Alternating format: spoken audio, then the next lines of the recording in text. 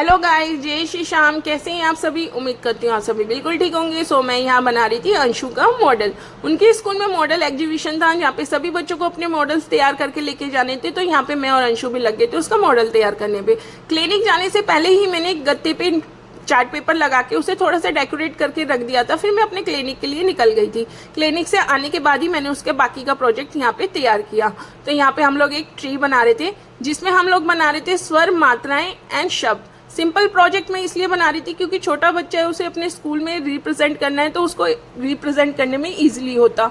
यहाँ पे हम हिंदी में प्रोजेक्ट इसलिए बना रहे थे क्योंकि उनके स्कूल में इस तरीके से था कि 1 to 10 रोल नंबर हिंदी में बनाएंगे, 11 to 20 इंग्लिश में, 21 to 30 मैथ्स में और 31 to 40 ईवीएस में। तो यहाँ पे जो अंशु का जो रोल नंबर था वो 1 to 10 के बीच में था, इसलिए हम लोग हिंदी में बना रहे थे।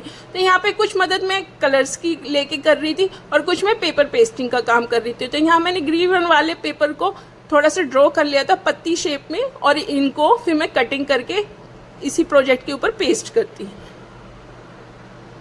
स्कूल वाले बच्चों की मेहनत कम, पेरेंट्स की मेहनत ज्यादा करवाते हैं। यहाँ पे गुड्डू बार बार मुझे परेशान करी जा रही थी। कुछ नहीं मिला तो उसने मेरे बाल पकड़ के खींच दिए थे।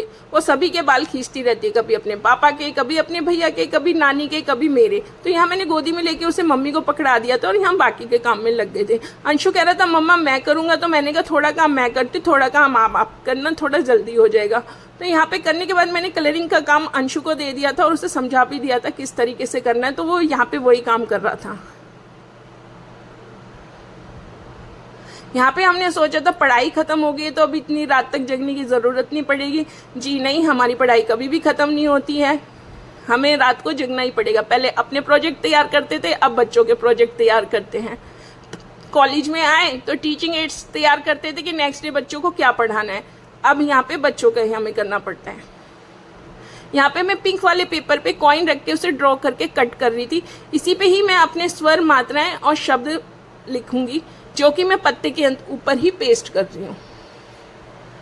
आप लोग कमेंट्स करके जरूर बताइएगा कि आपको हमारा सिंपल सा प्रोजेक्ट कैसा लगा और किन किन पेरेंट्स को इतनी मेहनत करनी पड़ती है बच्चों के साथ। वैसे तो मुझे लगता है मोस्टली सारे पेरेंट्स को ही मेहनत करनी पड़ती है। यहाँ येलो वाले पेपर को मैंने सूरज में कट कर लिया था जिसपे मैं अपना हेडिंग लिखती।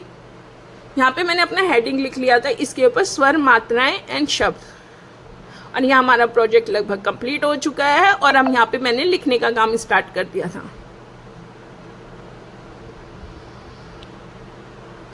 यहाँ हमारा काम बिल्कुल कंप्लीट हो गया और हम भी थोड़ा फ्री हो गए। अब नेक्स्ट डे देखते हैं कि क्या होता है।